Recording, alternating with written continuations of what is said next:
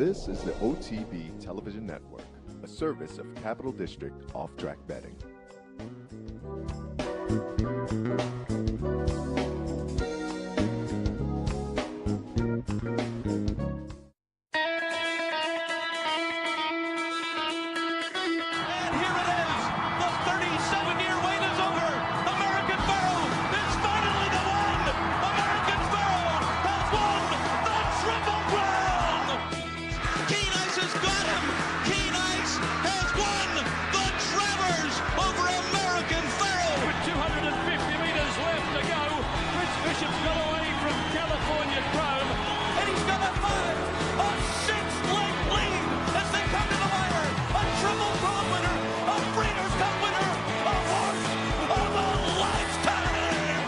Broadcasting live from the Capital OTB studios, this is Racing Across America with Seth Merrow.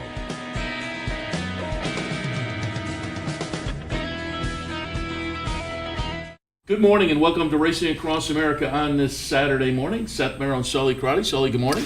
Good morning, Seth. How are you? Very good. Happy St. Patrick's Day. Happy St. Patrick's Day to you as well. To all of you too. Green beer. I was watching, Today's Show or something this morning. Krispy Kreme, green donuts this morning. Yeah, I mean, everything's going to be green today. And as you said, the donuts, the beer, and, what better day to, have some luck. Make the green. Exactly, make the green. It's a great day to have some luck. And great sports day all around. You got a couple, the Big Ten finals today and Selection Sunday later on. Sunday. Final round of the Players is going to be interesting as well. And then great racing as usual. So yeah, looking forward. It's going to be a great day. Looking forward to see where Syracuse winds up. In the, I think, they get Tyus Battle back in the mix and the way they've been playing and shooting. That's been their trouble. They just haven't been scoring on the games. They haven't played well. But the last couple of games, I think, Frank Howard got back in the mix, and certainly Buddy Boeheim looking pretty good. So I'll be interested to see, as they say, where they get this afternoon. Selection Sunday, always fun. I was watching one of the playoff games, and I think this is true for a lot of people. And I think it was Dick Vitale last night. He said he ran into a woman at a restaurant. She said, I'm not really a college basketball fan. I'm not a basketball fan much at all. But I go nuts for March Madness, and I think a lot of people do. Yeah, a lot of people definitely do. And, when you have those office brackets, the people who do the best in those office brackets are the people who just watch basketball in March. So, it's definitely a fun time of the year. But I think Syracuse is going to be fine. As you said, you get Tyus Battle back in the mix, and they'll be fine. And then they're going to get Joe Girard next year, who had a game winner in the state championship yesterday. Looking forward to maybe getting to the second weekend. I'd be happy if they did that this year, certainly. Speaking of March Madness, do want to alert you 21st and 22nd right here at the Clubhouse Racebook. Swing in for March Madness because plenty will be going on. We'll have a bankroll and a prize wheel, and it'll be a lot of fun here. The 21st and the 22nd here at the Clubhouse Racebook. You can watch all the racing, catch all the basketball action here. Clubhouse Racebook, 711 Central Avenue in Albany. Also today, don't want to let you forget that there's a $100 win-a-bet contest right here at the Clubhouse Racebook. And again, 711 Central Avenue in Albany. Come on down and enjoy that. Also, there's a 1% Aqueduct bonus with all your Capital OTB Bets wagers. Check out the website for rules and restrictions there. And once again, I want to keep reminding you, click on the Tourney Bets link and check out the contest if you haven't already. Been up maybe the better part of 2 weeks. Click on it, little calendar, and you can kind of scroll down and check out dates and different tournament formats and different price points to get in, including some free contests, best price of all. And during the year, there will be a chance for seats to the NHC National Handicapping Championship in Vegas. So again, click on the Tourney Bets link and just check it out. If you've participated in contests, you'll find plenty of opportunities that will appeal to you, I think. And if you haven't tried contests, try them. They're a lot of fun. Tourney Bets link at capitalotb.com. All right, ready to jump into some of the stakes action from yesterday because it was a nice day, particularly at Oaklawn with some Derby preps that will be intriguing going forward with the two Baffert runners having participated. But I thought they had a nice undercard of stakes as well. The undercard of the stakes was fantastic, and we covered it in the stakes preview. And the Midnight Bisou late race, short field, but it was a really, it was a nice race there. And then you had, we're going to touch upon them a little bit later, but the Essex, the field was fantastic, and it was a great betting race. You just had to beat one horse in that spot. So it really was a great card at Oaklawn yesterday, and I'm still really happy that they split the Rebel into two different divisions to get the Southern California runners in here with everything going on at Santa Anita. And let's kick things off and take a look at that area. As you say, a short field, and after scratches, it got even a little shorter. There was one scratch, Summers Indy, scratched down to a field of 5. But as Vic Stauffer announced him going into the gate, he was Grade 1 winner. Grade 1 winner. It was a nice field. Midnight Bijou, a late, Shamrock Rose in there. We're going to watch the stretch run of the Azeri. I thought, given the early fractions, 24, 48, 112, the sprinter Shamrock Rose may have the edge getting to the wire, and that is Shamrock Rose on the front. But Midnight Bijou goes down to the rail, and a late gets her legs under her, but by then Midnight Bijou has gotten the jump. The sprinter Shamrock Rose fades a little bit, but as I say, Midnight Bijou with a nice rail move for, what can you say about Mike Smith? Gets it done here. Maybe the difference between Midnight Bijou and a late, Midnight Bijou had a seasonal debut at Sam Houston. Nice little Grade 3 stakes win to kind of kick off this season, coming out of a third in the Breeders' Cup Distaff. A late, on the other hand, hadn't been seen since the Saratoga meet and the Personal Ensign. And again, it looked like maybe just a little fitness difference there, but boy, that was a nice performance from Midnight Bijou. Yeah, it really was. And, as you said, I thought first off the layoff for Elite. As you said, we haven't seen that horse in Saratoga, and the Personal Ensign against Abel Tasman on the Travers undercard. That was a fantastic race. It was nice to see Midnight Bijou perform like that, because everyone, coming into that race from the Sam Houston night card, that was Midnight Bijou's first start of the year, and that wasn't the best performance, but then she came back yesterday at Oaklawn and really put in a nice performance there. And Mike Smith, who's better than Mike Smith in these big cards, he'll go anywhere and pick up a lot of purse money, and he seemed to do that there today. Yesterday. So I agree. I think that the layoff was just a little too much for Elite, but Elite still something to be reckoned with at the older divisions for the fillies and mares. Yeah, that was a nice performance that had a couple of good performers scheduled for that older filly mare. The disappointment, I think, was Eskimo Kisses running 5th in the field of 5, and that's the horse we saw come out of the Alabama with the nice win last summer. I had Kenny McPeak on a couple of weeks ago, and they had Eskimo Kisses entered in a turf event as an off the turf, as a main track only, down at Gulfstream, I think it was. And I said, obviously you're not going to get in because of the weather situation. It wasn't going to be off the turf. What was the game plan? And he said this was going to be the likely seasonal debut. A little bit disappointing there with the 5th place finish, but again, kind of sat in the back, and this is a horse that makes a late run, and with those early fractions didn't quite play into maybe her style. And again, she hadn't been seen since the Spencer in October, so a little bit of a fitness obstacle to overcome there. I would expect better for her as the year progresses, but again, it looks like what we've seen out of that Azeri with Midnight Bijou and a late, a couple of nice performers in that older filly and mare division to look forward to this year. Yeah, it's always fun, and we're still waiting to see where Brad Cox sends Monomoy Girl, so it should just keep getting better and better. And as you said, Eskimo Kisses in the Alabama, that an upset there and was disappointing in Keeneland in October, and came back and kind of threw in a little bit of a dud yesterday. So again, I think she'll be fine as well, but it is a competitive older division. 2 divisions of the Rebel. There were a couple of scratches here. They did manage to get enough horses to split it, but again, this race scratched down from a field of 9 to a field of 7 eventually, and a little bit of an upset. All the action went to Improbable, the Bob Baffert horse, 3 for 3 as a 2-year-old, including wrapping up the season in the Los Al Futuri, a Grade 1 win out there. Drayden Van Dyke follows the horse from the West Coast to be on board on Saturday. Improbable is going to be the number 9 horse. Takes the lead late, but gets run down by number 2, Long Range Toddy. Number 8, Galilean for West Point Thoroughbreds. A decent little third in here, but a gutsy performance from Long Range Toddy for Steve Asmussen. We talked a little bit yesterday with Nancy Holthus about this one. Goes out for Willis Horton Racing off a third-place finish in the Southwest, a close-up second in the Smarty Jones, and now this really gutsy performance over Improbable. Really both Baffert horses. If you liked them, I've said it for the last few weeks, this 3-year-old Derby Trail is reminding me a lot of last year, where nobody can kind of put two together. And part of this was we were waiting for the nice 2-year-olds from last year to come back, and would they validate what we saw and maybe step to the head of the class? I think both Baffert horses, including what we saw from Improbable just now, given the layoff, and this was the seasonal debut, I'm not jumping off the bandwagon. I don't think they validated necessarily in a way that makes you say, oh, they really stepped to the head of the class. But I thought both of them ran well, including what we just saw. Again, had been a layoff since early in December in the Los Al Futurity. And also with the switch up in game plans for the Baffert stable, given what's happened out in Southern California. Good seasonal debut from Improbable. As I say, if you like that one, I'm not jumping off the bandwagon.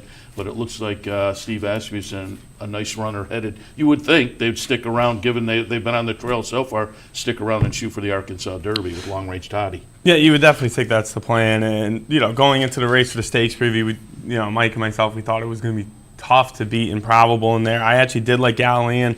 I thought facing other than State Breds and Stakes Company for the first time yesterday, the horse ran a really credible race. So, and I'm excited to see where West Point wants to ship that horse. But as you said, Long Range Toddy, really nice effort. You kind of knew the horse was going to go by. You could see the horse going down in the center of the track.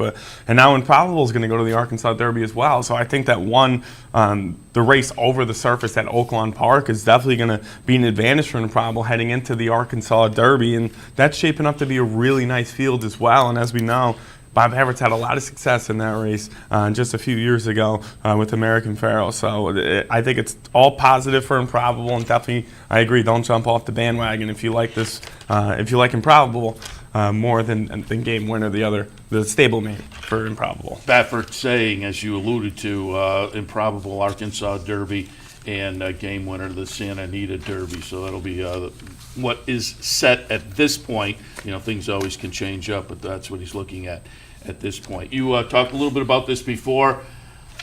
Yeah, this Essex was a nice race for horses in the older division down at Oaklawn yesterday. Again, talked with Nancy Holthus about this race, and a lot of familiar names: Dalmore, Hence, Sonneteer. I thought Snapper Sinclair was interesting. I talked about this one with Nancy Holthus, saying I've liked the horse throughout the career. Hasn't quite lived up to it. Came into it with 3 wins and 12 starts, but boy, Snapper Sinclair at 5-1 almost gets it done. But an upset at 14-1 for Rated R Superstar, coming out of a closing effort in the Razorback, came from way back. Nancy Holthus talked a little bit about this one and that big closing kick that this one had to get it done, and closes yesterday to win the Essex. Snapper Sinclair second, 8-5 favorite, Giant Expectations third in here. But a nice, boy, as you see, a ding-dong battle. It took a photo to separate Rated R Superstar and Snapper Sinclair, but Rated R Superstar comes out ahead, and a little bit of an upset there in the Essex, which, again, this older division I think is going to be very interesting. Coming out of the Razorback Coal Run, who look good on the front end there. So a division that the past couple of years hasn't necessarily inspired, I think could be a little bit intriguing as we go forward in 2019. Yeah, obviously the older division I think is going to be a lot more competitive, as you said, and you still have McKinsey running and still trying to find a spot for McKinsey. So I think that's a big play in there. And as you said, this was a nice field. Snapper Sinclair, it really is a nice horse, but I know myself and Mike liked Radar Superstar this week in the stakes preview, and just because of the reason you said, the Southwest or in the Razorback, this horse looked unbelievable coming down the wire and tucked into the rail with a nice closing kick, and the horse was 73-1. And this is a horse that's been competitive in stakes races when the horse was younger. I remember the horse winning at Keeneland at a really nice price in a graded stakes. So I think 14-1 was a really nice value. And if you were a Snapper Sinclair fan, you got a really nice value as well, 6-1. So that was a nice exacta. The dollar paid $100 and change. So, and kind of alluded to it before we started recapping the stakes race from yesterday, you just had to beat Giant Expectations. That was really the horse to beat, and you were going to get a price wherever else you went. So it was a really nice race, and it definitely helps the older division moving forward into the racing year.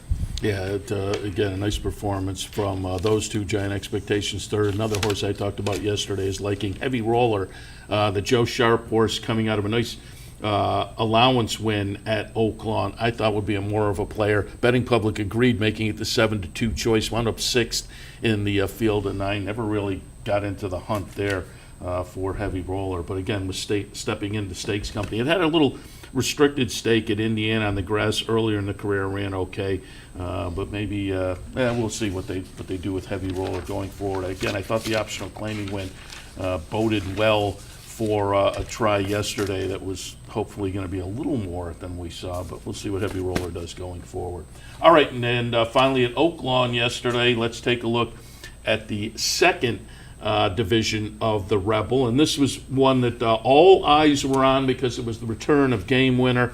Game Winner is the number 5 horse and winds up again in a ding-dong battle, just getting edged by number 6 Omaha Beach. Market King runs third at 48-1. Gunmetal Grave, the West Point horse, good closing fourth in here, but everybody was well behind the top two. And when the photo was developed, it was Omaha Beach by chart margin of a nose at 4-1 as the second choice for Richard Mandela. Nice performance by both of those horses. Omaha Beach has had 5 starts prior to this, and the last start was the maiden breaker. So it took 5 starts to break the maiden, was right there the bridesmaid in 3 of the 5, and ran third in the career debut. So it was knocking at the door, started the career on the turf, had a nice little bullet workout coming into this. In prep for the Rebel on Saturday. Went 2 turns on the turf, had not gone 2 turns. Well, I guess at the Santa Anita Mile was 2 turns. But, again, hadn't been out of maiden company. So stepping out of maiden company, going to Arkansas, jumping into a grade 2 and facing last year's 2-year-old winner. I think Richard Mandela has a nice-looking 3-year-old at this point. And, again, it's a chart margin of a nose.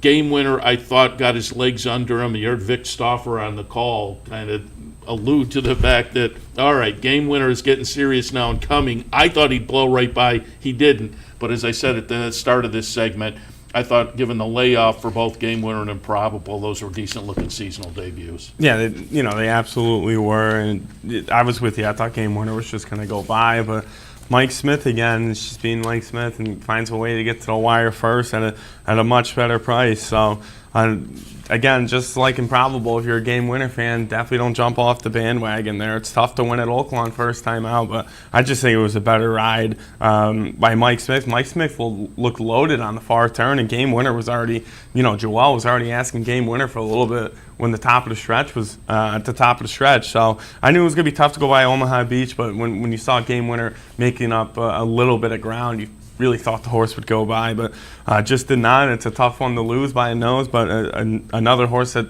definitely don't jump off the bandwagon. This horse, I think going back to Santa Anita, whenever that may be, is going to be very, very dangerous heading in to the next Derby prep and then into the Kentucky Derby gate. So definitely don't jump off the bandwagon to Game Winner. And the all stakes pick 4, and I was just writing down the prices. $440 for Midnight Bijou, Long Range Toddy 18. The horse you and Mike liked in the stakes preview, Rated R Superstar. That was your price, $31, and then $10.80 for Omaha Beach. If you happen to have that, and we talked a little bit about it again with Nancy Holthus yesterday. If you got by the 2 logicals, the 2 Baffert horses in the Rebel, you were going to wind up a little bit of a price, and sure enough, that all stakes pick 4 down at Oaklawn yesterday, 50 cents. Paid over $1,800. Yeah. And the cross country pick 5 with Aqueduct. You had a logical horse in Aqueduct that paid $4,800. So that's just another reason to play that. But that's a really nice price for that pick 4. And anytime you could beat those short Baffert prices, it's going to pay nice. So $1,800 for a pick 4 is definitely a nice day of the races. It was havable. I mean, like you said you liked rated our superstar Nancy Holthus. Talked a little bit about that one on the show yesterday. And Long Range Toddy was playable, I think. So there was certainly, and Midnight Bijou was, Right. That and the Late looked like the two logicals in there. So again, it was havable for an $1,800 price. Hopefully you did have it. All right, let's move on to Aqueduct and the correction yesterday. I was kicking myself because I had a pick 4 on the one sheet yesterday, and I had the nice price that wound up the sequence, but I couldn't get past this leg. I think I just went too deep in here with the 1 and the 3, Yorkie Poo Princess and Sower, but it winds up being Start with Silver. Who the betting public liked this horse more than I did. I didn't have the horse in my mix, and I didn't have a big knock against. And Start with Silver will be the number 5 horse, making a really nice late run here. You can see the chiclet kind of getting, and if you're like me and you had the 1 and the 3, I'm in trouble with the 5. Start with Silver for Linda Rice gets it done. Yorkie Poo Princess runs 2nd. Sounds Delicious, the 4, runs 3rd. But as I say, I couldn't pull the trigger on this one just because I wasn't sure of the seasonal debut. This is a horse, if you looked underneath, there were numbers that were going to make Start with Silver competitive, but laid off from June until February 16th. And the comeback in the Broadway, the stakebred stakes race, was a 5th place finish in a field of 8 and really just was never kind of super competitive in there. So I just wasn't quite sure. Would the horse come out of that and benefit? And that's how it turned out. Now, there were also some decent little early fractions that this one was able to close into. I do think benefited from the pace a little bit to get that closing kick to work. But as I say, this was the one that kind of knocked me out of what was otherwise a nice little pick 4 yesterday at Aqueduct. But Start with Silver, nice little New York bred that Linda Rice and Lady Sheila Stable and Company will have fun with going forward, you would think, this year. Yeah, and I was with you there. I wasn't the biggest fan of Start with Silver, just because of the reason you said. The horse ran well against statebreds in the statebred races, but really never got it done. So to me, I was with you. I thought Yorkie Poo Princess was going to be tough to beat. Yorkie Poo Princess always runs well at Aqueduct. And I liked Sounds Delicious. And Sounds Delicious ran 3rd at a 7-2 price and did not have a great start at all and had to make up ground. So I think that's what cost the horse in that spot. So I'm going to look forward to see where Sounds Delicious goes next. And you're going to get a price again with the horse. So keep an eye on that one. I think a better start, Sounds Delicious, possibly can get to the wire. But as you said, it was tough to hold off that closing kick. Start with Silver. And again, betting public in New York, very savvy. Got a $7 price. That was the second choice on the winner. As they say, a horse that it was just tough to pull the trigger off of that seasonal debut, but betting public was on board. All right, and finally, let's take a look at the inside information yesterday at Gulfstream Park. Grade 2 event, 7 furlongs of the trip, and it'll be number 2, America's Tale, getting it done. 6th place finish last time in the Cranston Memorial over Fairgrounds, but that was a turf race. Prior to that, had won, 3 straight on the dirt at Laurel and Fairgrounds, and going back 3 starts at Churchill in an optional claimer. The other 2 were stakes races. So again, it's number 2, America's Tale. Number 7, Razorback Lady, 11-1 over 12-1, and then the 9-5 favorite, Tequilita, runs 3rd in here. But America's Tale gets back to the dirt and gets it done for Bernie Flint. And Paco Lopez was on board as a sub-rider there on America's Tale. Yeah, Paco Lopez is riding fantastic since his return to Gulfstream. The last couple weekends, he's been on fire. And Paco's always dangerous in those dirt races. So, especially when he's on the front end. If he's on the front end, especially going those one-turn dirt races, this is a horse that really is jockey that is really can be dangerous. So, it looks like Louis Saez might have got up with the favorite to win there. But again, Paco's just been riding extremely well at Gulfstream since he's returned. And you got paid off there with the $24 horse. Yeah, nice payoff, as you say. All right, let's head to a break. Again, we'll come back, do a little handicapping a little bit later on. Frank Vespe from the Racing Biz covers racing in the Mid-Atlantic, and it was a nice stakes day also. at Laurel. So we'll hit on some of the stakes at Laurel coming up later in the show. But when we come back, as I say, a little handicapping. As I mentioned earlier, St. Patrick's Day, let's get the green. So we'll be back to see if we can make that happen right after this. Stay tuned. 50 yards, heavily poised. Here's the line. One Dreamer wins and scores a huge front-running upset under Gary Stevens. Heavily prized was second. You have just witnessed a felony. Visit Rivers Casino and Resort, the Capital Region's only destination for live table game action and the hottest new slots paying out millions.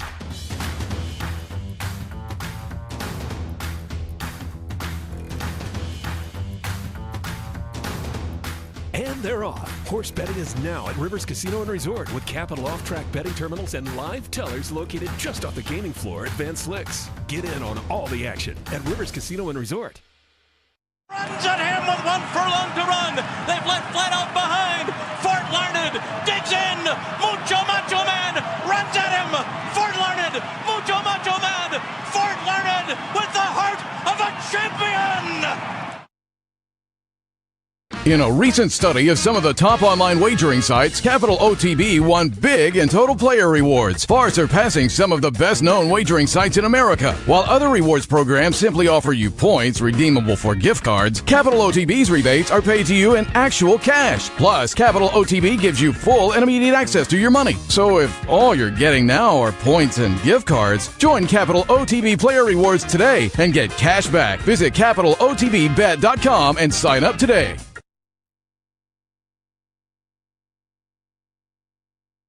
Welcome back to Racing Across America on this Sunday morning. Seth Merrow Sully Crotty. I didn't mention I had pulled up on my computer the current Kentucky Derby points list. And just to give you an idea right now who's probably safe given what we've seen points-wise in previous years. War of Will is on top with 60 points. He's the lone horse who has kind of put a couple together back-to-back. Code of Honor with 54. Long Range Toddy after yesterday, 53.5. And they split up. That's why he has the half point. They split up because of the split divisions of the Rebel. They essentially gave 3/4 of the points to both divisions. So Long Range Toddy, 53.5. Heichel, 50. Tacitus, 50. Game Winner, 45. Omaha Beach, 37.5. Mind Control, 30. I would think they're pretty safe. Improbable after yesterday has 25. He may be okay too, but for insurance you would think needs a few more points. Gunmetal Gray at 21.5 probably needs a few more points. Bourbon Wart 21. Some like Hot Brown at 20, as is Country House and Outshine. So again, they're all searching for points, but there's your top 14, and just going down and from yesterday as well. Galilean for West Point wound up with 7.5. He'll clearly need a few more points. But again, there's probably seven or maybe 8, I guess, that are maybe safe. You get down to Mind Control at 30.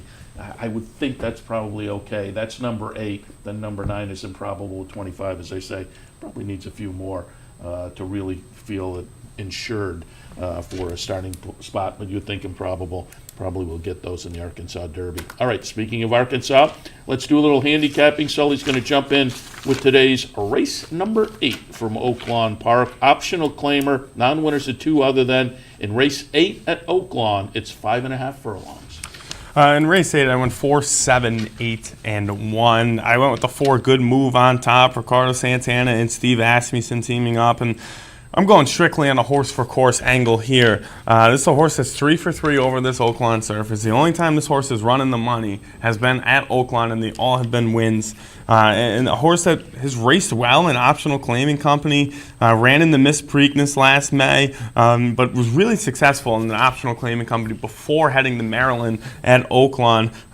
Really had some nice wins, and this is a horse that likes to win from off the pace, but has been working out like a speed horse. 3 bullet workouts on the page, a nice bullet work, ranked 6 out of 110, January 6th at the fairground, at the fairground. So I like Good Move in here. I like the Asmussen barn. It's been on fire in Arkansas, 20% there. Ricardo's also winning 20%. So I'm going with a horse for course angle, a horse that's going to be off the pace a little bit. The one knock on this horse is had some trouble starting out of the gate, and has got bumped a few times, has bobbled from the start, fell to the knees one race. So we'll see if Good Move can get a good start and get a good stalking roll with Ricardo. And 9-2 is an attractive price. The number 7 horse is Ascot Day. This is a horse that's dropping a couple pounds to the 117 and is running against familiar company. It's ran against the number 1 and is also ran against the number 8, who's going to be your favorite in here. But I'm going to use this horse strictly on the speed. I think this horse gets a nice break and gets to the lead and kind of sets the fractions up for the number 4, Good Move. And then the 8 horse is your favorite, Always Enough. Grant Forster sends this one out 0 for 17 for Forster. We get Stuart Elliott Award. Stuart Elliott's had a fantastic meet at Oaklawn Park. This horse has a ton of speed as well. And breaking from the outside should not be an issue. 2 back rope from the outside, a winner by 5.5 with Joe Bravo. And that was at the fairgrounds. We then went to Oaklawn Park and really ran a credible second by half a length at this level. 2-1's a little bit short with the amount of speed in here from the outside stall. And then towards the rail, there's some speed with the number 2 horse. So I'm going to use Always Enough in short price underneath, but we're going to see if the race fractions can set up for Ricardo Santana sprinting 5.5. But in the 8th at Oaklawn, I went 4-7, 8-1. Seth's going to take a look at Gulfstream Park and their opener. The opener at Gulfstream is a state-bred maiden special weight. This is for 3-year-old fillies, and they're going a mile on the turf. I have a second-time starter in here I think is interesting and maybe a price. So I'll probably play around with a little exacta box. I have it 4, 5, 3, and 7. And the 3 is the horse. Yeah, at the morning line price at 12-1, I'll probably also do a little win place on that one.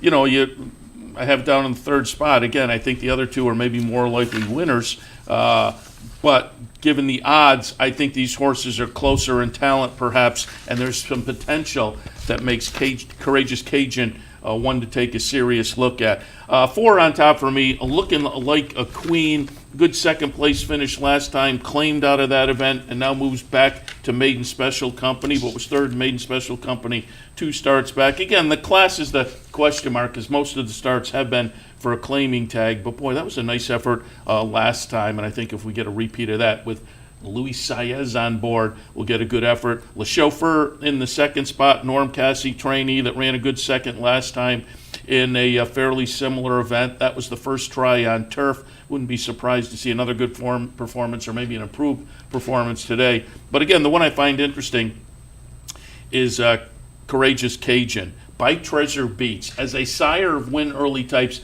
that sire's a little bit sneaky. It's one I like to take a look at. You can sometimes find a little price. It's not one of those kind of shiny sire names that jumps off the page necessarily at people.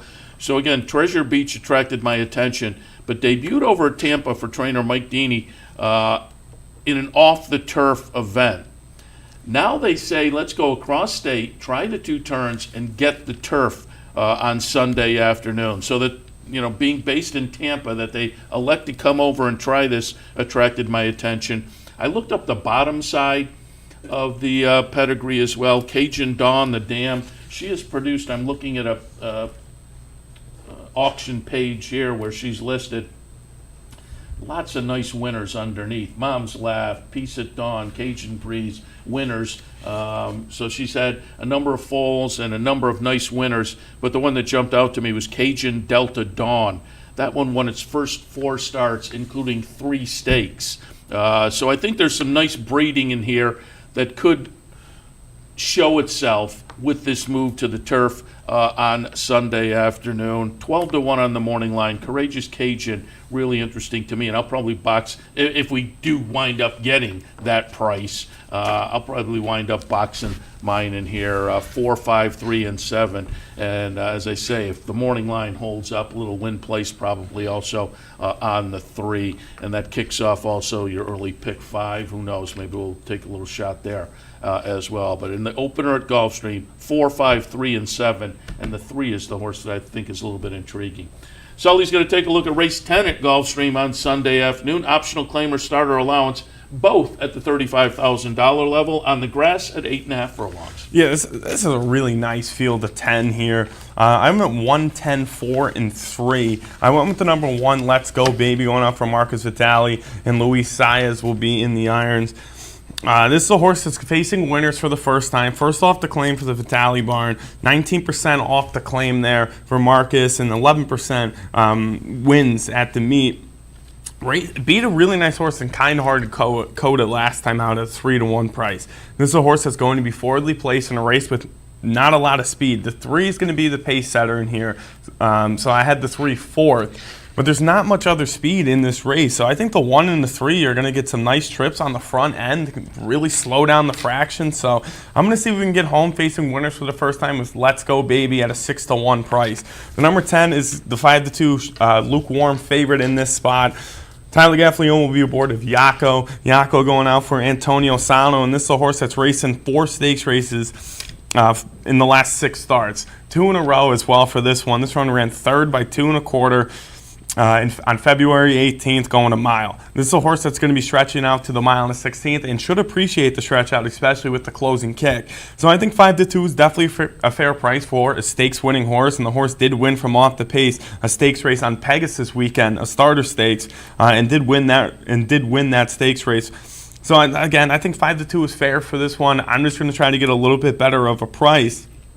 But the last 4 or 5 starts, this horse has been razor sharp and is running the money, and really could have won all those races. So 5-2 from the outside stall, we'll use Yako, the Antonio Sano runner. And then the number 4 horse is Sandrip. 10-1 on the morning line. You get Joe Bravo aboard, and this is another horse that's coming in from 2 starter stakes races. Came in 4th last time out from off the pace. Another horse that I think will appreciate a stretch out from a mile to a mile on the 16th. And really ran against slower, faster fractions last time out. That's the one knock I kind of have here. But if that race is a little longer, that horse gets up to win. So I think with the amount of speed in here, I think being on the front end is going to be dangerous. But again, Sandrifts showed a really nice closing kick in a stakes race last time out and lost to a horse, It's My Lucky Charm and Sister Peacock, and Yako was also in that race. So I think the horse doesn't run into some traffic like last time out and then gets another stretch out from the mile and 16th. Very dangerous at 10-1 with Joe Bravo. But this is a really nice field of 10 going a mile and 16th on the grass. I went 110, 4, and 3.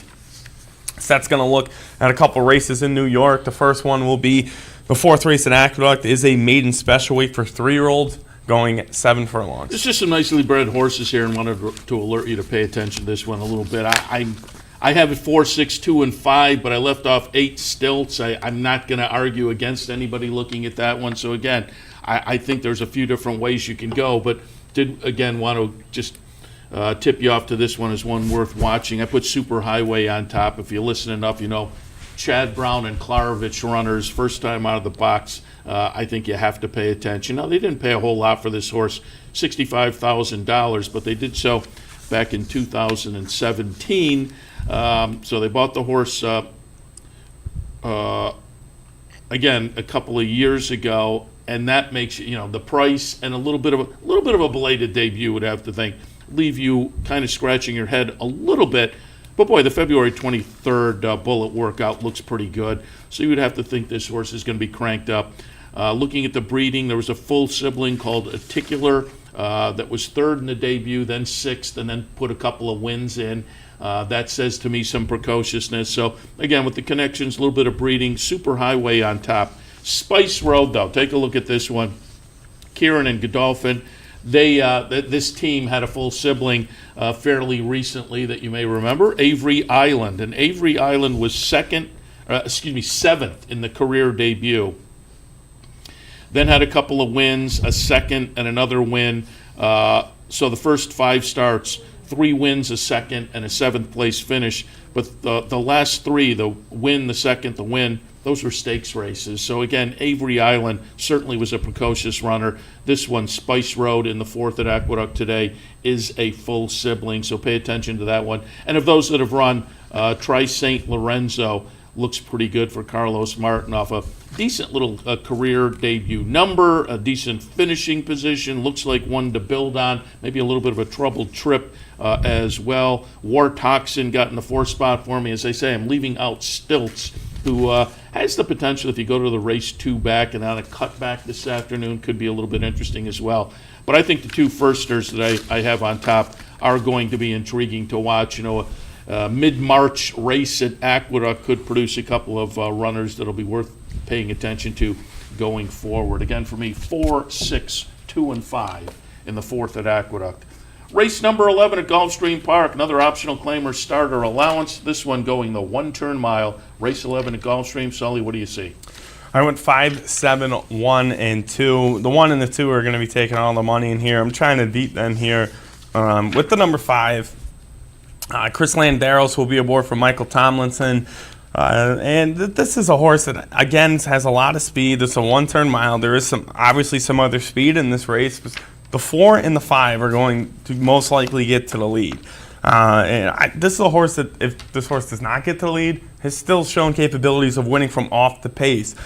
2 starts back, was sitting 7th by 6 lengths in an optional claiming race, and finished 2nd by 3/4 of a length. That was at Churchill Downs in the slop. And in June. We haven't seen that horse since June until the next time out. Last time out, where this horse ran on February 18th and ran 5th in a stakes race. So I think second off the layoff for Michael Tomlinson, who's 18% with a really nice ROI of over 550. This horse on the front end with Chris Landeros could be a little dangerous at 7-2. The 7 horse from the outside stall, Julian Leparoux, will be aboard. This is a horse that's going to be sitting off the pace. Ran in an optional claiming 50, much like this one. 2 starts back at Gulfstream, going the 1-turn mile, ran 4th. So I'm going again with a little bit of a horse for course angle. This is a horse that's running the money 6 times in 9 starts at Gulfstream Park, but only 2 for 12 in the distance with wins. So I'm going to use the price underneath. I think it's a nice play for triples, exactas, and supers, but as a win candidate, I think it might be a little bit tough. But again, does show a little bit of a closing kick from a stalking roll. And then the 1 and the 2 underneath. The number 1, Jeffrey Sanchez is aboard. This is a horse that has some serious closing kick for Stanley Gold, and Sanchez and Gold together are winning 20% of their races at the meet, and in 2018-2019 they're winning 19% with a little bit over 220 ROI. So I'm going to use the closing kick from the inside, and then the favorite Assault's Return, another horse that wants to come from off the pace. So hopefully the 5 can get a jump on these. Hopefully the 5 and the 7 can get a jump on the other closers, and the 5 again. Going to be interesting to see if the 5 gets to the lead. That's going to be dangerous on the front end. But in the 11th race at Gulfstream today, I went 5, 7, 1, and 2. And finally, Seth, will look at Aqueduct's 9th race. This is a state-bred maiden claimer going 6.5 furlongs. 13 horses in here, and so I can get back to my comfort zone as I'm putting plays of the day on this sheet. This winter, it's been tough with small fields to jump in with exacta plays, which is what I like. So I've been playing a lot of picks using multiple races. But this one, I think I can do a little exacta play. There are a couple of prices in here that I think might hold up. And with this field size, I think there'll be some value. I'm going to box mine up, all 4, because the horse I have down in the 4 spot could be a little bit interesting at a price. 7, 3, 9, and 2 in the 9th at Aqueduct. First Forever, Linda Rice trainee. Didn't pay a lot of money for this horse, $60,000 in an Ocala 2-year-old sale last year. Debuted in February, okay. The second start, okay. Both of those, however, in state-bred maiden company. I think this horse is eligible for the wake-up call. 3rd career start, moving in for the state-bred tag today. So we'll put First Forever on top. Tussled in the 2nd spot. 2 starts at this 30 claiming level. The career debut was pretty good. The follow-up was a real dud, but claimed out of that race, moves into the barn of Chris Engelhardt. I'll look for this horse potentially to get back to what we saw in the career debut. If the horse is able to, becomes very, very dangerous. Midnight's all right in the 3rd spot. It's Jason Service. It's Michael Dubb. It's a horse with plenty of early speed. Just on the connections and the early speed, have to put that one in. But Intersect, by cross traffic, the dam has produced some runners that were all right. Notably, there is a sibling called Willow's Babe. And Willow's Babe started the career with 4 straight second-place finishes. The 5th start of the career was a win. I think there's a little bit of precociousness there. It's a first-time starter at 15-1. So the number 12, a little bit interesting to me, and that's why we'll box around and hope that one gets up in the mix. Race number 9 at Aqueduct, 7, 3, 9, and 12. All right, we'll take a break. When we come back, Frank Vespe from theracingbiz.com. Again, there was a nice afternoon of stakes action at Laurel yesterday. We'll catch up and get some thoughts there. Stay tuned. It may be cold in the Northeast, but in South Florida, the action's hot. This winter, be part of the championship meet at Gulfstream Park, where the fields are deep and the payouts are big.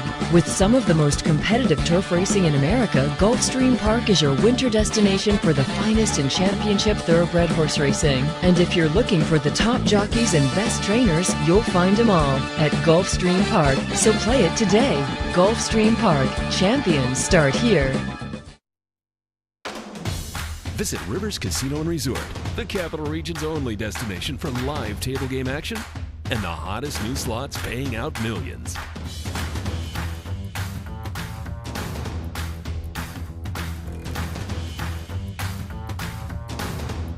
And they're off. Horse betting is now at Rivers Casino and Resort with Capital off-track betting terminals and live tellers located just off the gaming floor at Van Slyck's. Get in on all the action at Rivers Casino and Resort. In a recent study of some of the top online wagering sites, Capital OTB won big in total player rewards, far surpassing some of the best-known wagering sites in America. While other rewards programs simply offer you points redeemable for gift cards, Capital OTB's rebates are paid to you in actual cash. Plus, Capital OTB gives you full and immediate access to your money. So if all you're getting now are points and gift cards, join Capital OTB Player Rewards today and get cash back. Visit CapitalOTBBet.com and sign up today.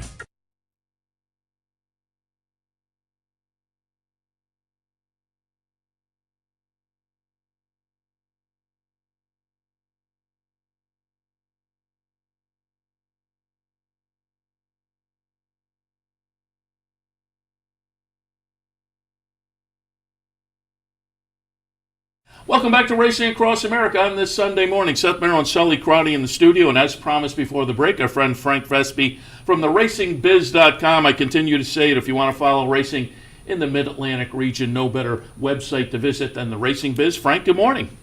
Good morning, guys. Good to be with you today. And just before we get into racing at Laurel yesterday, I want to hit on a couple of things from the Racing Biz. I was looking over the past few days. I linked over on Aqueduct to one of the articles. I'll let you touch on that. First, I have talked a number of times about these articles Linda Doherty is doing, Ghosts of Racetracks Past, and most recently, just about a week or so ago, Commodore Downs was profiled. And again, these are fun kind of looks at racetracks that are from bygone days.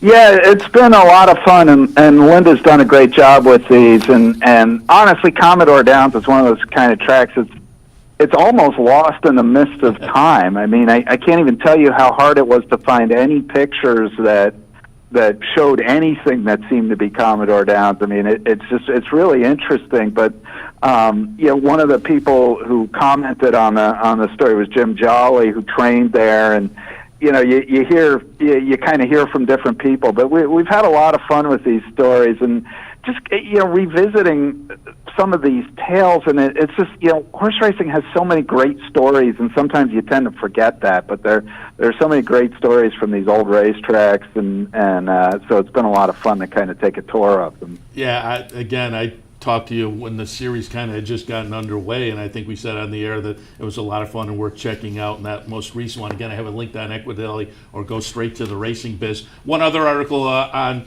the website I wanted to talk about, Tim Ritvo saying, and I guess did Tim and Stronach commission the study? But there was a study done where they essentially said, you know what, if we move the Preakness away from Pimlico, it's not going to really have a detrimental effect on Baltimore, which you would have to think that was a smart move on their part to do a study to come up with those kind of facts and figures. But clearly, we've talked to you a number of times over the past few months or year. Clearly, I think Stronach Group would like to move to Laurel. It's just a political battle, but this certainly bolsters their case. Yeah, I mean, the answer to your first question is yes. The Stronach Group commissioned a study from the Sage Policy Group, which is a consulting group in Baltimore that has done a lot of work with the thoroughbred industry over the last several years, and I believe they haven't actually released the study yet, but Tim said it was forthcoming. But he said it's going to show that essentially most people are still going to stay in Baltimore, and if the Preakness is at Laurel, and Obviously, that is, if that's the case, and I suspect that the Visit Baltimore people are going to have their own study that says something different.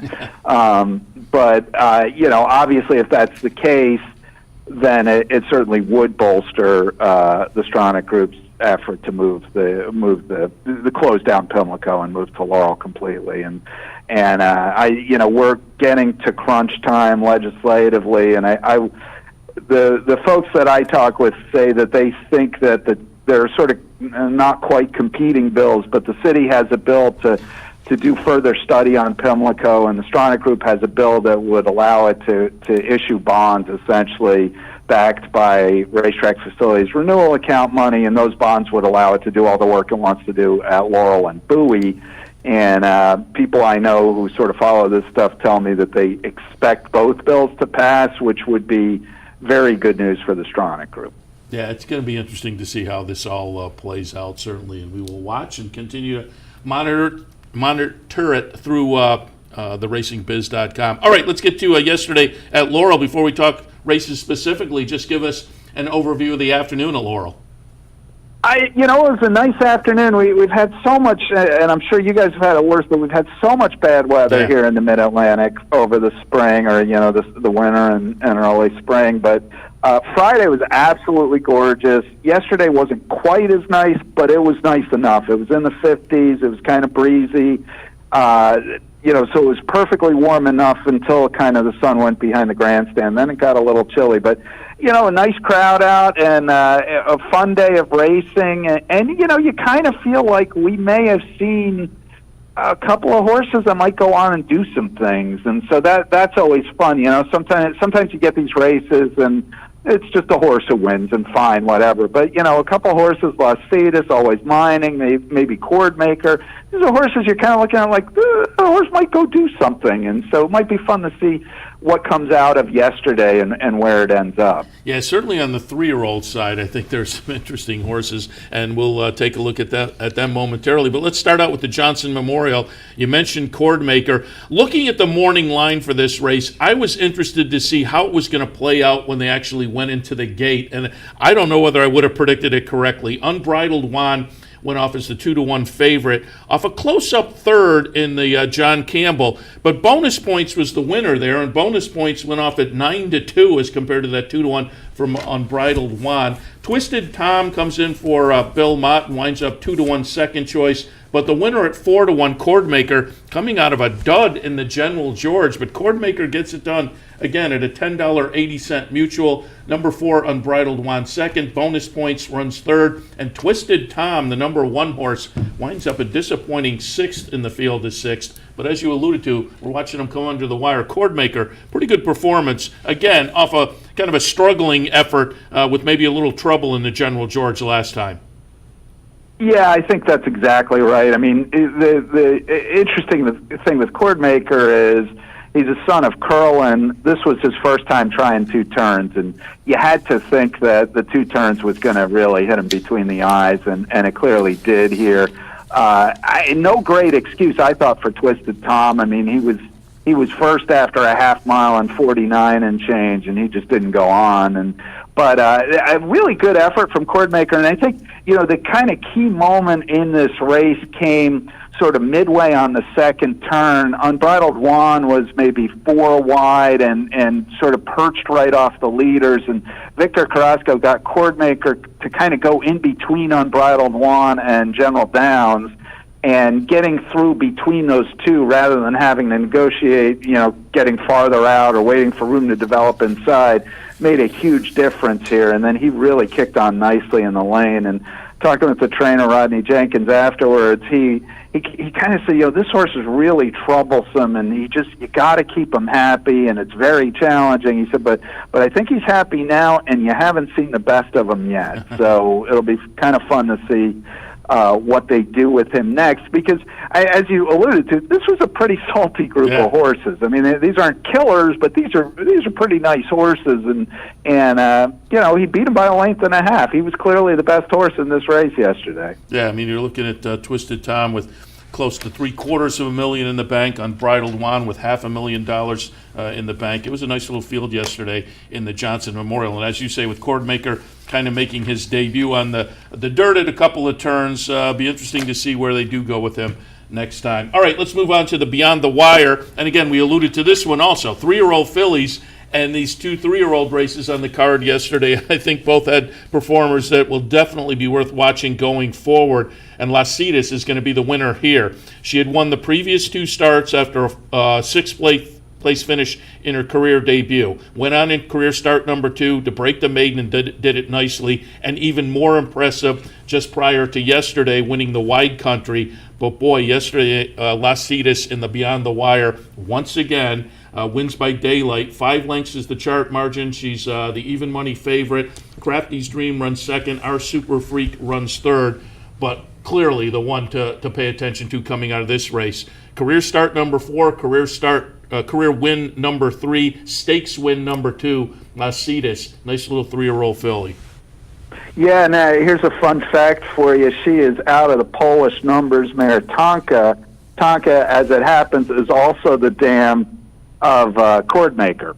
So back-to-back stakes wins for Tonka yesterday at Laurel Park. And my one disappointment with and it's not with Las Cetas, it's sort of with how the race played out. And I had the same feeling about Always Mining and the private terms, which we'll talk about in a minute, is I wanted to see how these horses would deal with sort of adversity if they were really pushed, and they really were not. And, I was talking with Katie Voss, who's the trainer of Las Cetas, after the race, and I said, well, you must have been pretty happy when you saw them put up, 24 and change, 48 and change. And she said, last race in the wide country, which was a 7/8, I was happy with 23 and 46. So, once I saw 48, I said, well, that shouldn't be a problem. And clearly it was not. And one thing notable I thought about her performance, too, is she kind of broke the rest of the field going from 6 furlongs to 7 in 11 and 4, and that's where she really shook everybody off. And she's clearly a filly with plenty of talent, and what we expect to see from her probably next out is the Weber City Miss, which is in April at Laurel, and if that goes according to plan, then you'd look for her in the Black Eyed Susan. Yeah, it's going to be interesting, and that's very interesting with the siblings getting it done on not just on the card, but in stakes races. You don't see that too often, certainly. All right, let's go to the private terms. This is the 3-year-old boys, and clearly all eyes were going to be on Always Mining, and Always Mining does go off as the 1-2 favorite. Plenty of experience so far. Came into this with 10 starts, 5 wins, but really seemed to turn the corner towards the end of last season. Ripped off 3 straight wins to end the 2018 season. Came back last time in the Miracle Wood. Started the 3-year-old year with a nice win, and now follows up yesterday with this win in the private terms. So this is a really nice looking 3-year-old, Always Mining. Running second was Jovia. Tybalt runs third in here. Our friends at West Point had Still Dreaming. That one runs 5th in the field of 7. But boy, again, Always Mining, a nice little 3-year-old that you would think has some higher ambitions going forward off what we've seen in the last few starts. Yeah, that's clearly the case, and he has gotten very, very good. Kelly Rubley, the trainer, doing a really nice job, bringing this horse along conservatively, gradually stretching him out, putting him in spots where he can succeed, and so it's been really fun to see. This race, not unlike the last one, as I mentioned earlier, I was really hoping to see him pushed here and to see how he would respond to good horses making him run, and that just didn't happen here. I really thought Joavia would be a major factor in this race off what I thought was a really, really good performance when second to High Cal in the Jimmy Winkfield. And he broke alertly, but just kind of let Always Mining go. And if you're going to let Always Mining go in 24-1, 48-2, he's not coming back. And that's exactly what happened here. To his credit, he went fast. The fourth quarter of that mile went 23-4. So, he's a real racehorse. And interesting thing about this horse is, Kelly Rubley, everybody was pushing her to kind of commit to coming back. The the conservative route, which is what she's taken so far, would be to come back in the Tessio in April and then the Preakness. She would not commit to that course of action, which has to make you think that the Wood Memorial is at least under consideration right now. Yeah, you have a good 3-year-old, and particularly one that's ripped off 5 straight like this. Everybody sees stars and tries new things, and this one I think deservedly so. All right, the day wound up with a couple of state-bred stakes races. I have the stretch run of one of them, but we're looking at the Conniver, race number 9, and following that up was the Not for Love. The winner in the Conniver, number 6, Anna's Bandit. The winner in the Not for Love was Lewisfield. Anna's Bandit in here is the number 6 horse in the stretch run we're watching. Anything notable from these two state-bred stakes races that ended the day? Very quickly, I'd say Anna's Bandit's just a fun race mare. She's a horse that was actually never supposed to race. She broke both of her sesamoids as a baby, and Jerry Robb, it's No Guts No Glory, which is Jerry Robb the trainer and Gina Rosenthal, they basically saved the horse because they thought she'd be a broodmare. She's pretty well bred and she's by Great Notion, and so they thought she'd be a broodmare. Turns out she's just a super hard-trying, hard-hitting, full of heart race mare who keeps winning these kind of races, and so that was fun to see. It's a fun story with her, and they're having a good time, and so that was a fun one. In the Not for Love, I mean, really, the story was Lewisfield, who had a pretty good season last year, tailed off a little bit at the end, hadn't raced since December, comes out and runs a big one, wins off easily against a pretty good group of horses in 108-3 for 3/4. So looks like Lewisfield's back in a big way right now. Yeah, again, going back to Anna's Bandit, we watched the stretch run there. That was a ding-dong battle that she got a gutsy win there. So a nice way to end the stakes action on the day with those two as well. But as I say, the 2 3-year-olds will be worth watching going forward. Frank, as always, appreciate the conversation. Again, I'll tell people to swing by theracingbiz.com, and we'll talk again. I'll look forward to it. Thanks, Seth. Frank Vespe, and again, theracingbiz.com. As I say, I have that link to that Ghost of Racetracks Past. Really nice series by Linda Doherty, worth checking out, the latest Commodore Downs. And also the article with Tim Rippo where he's talking about the study they did on how moving the Preakness might affect Baltimore or not. Is worth taking a look at as well. All right, let me hit you once again with promos coming up here. Notable today here at the Clubhouse Racebook, there is a Win-A-Bet contest. Swing on by and enjoy all the action today and pop into the contest. That's at the Clubhouse Racebook, 711 Central Avenue in Albany. Also, 1% Aqueduct bonus wagers with your Capital OTB Bets account. Check out the website for rules and restrictions. Stop by also for the Tourney Bets link. Click on, see the calendar, different price points, different types of contests.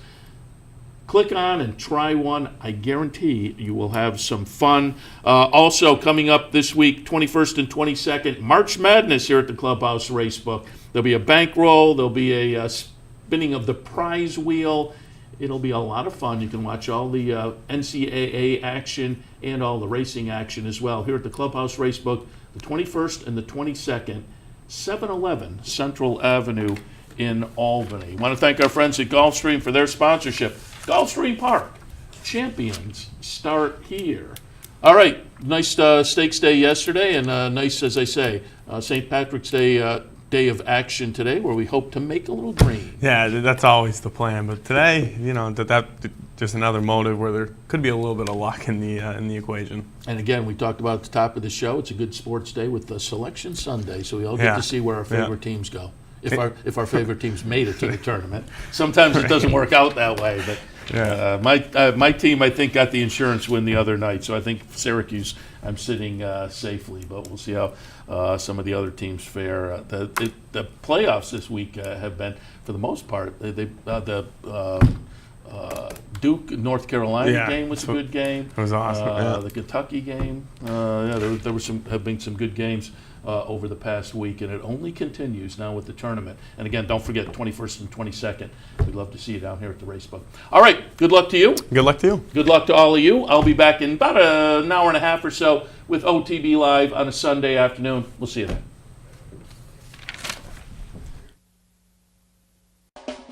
You're watching OTB TV, a service of Capital Off Track Betting.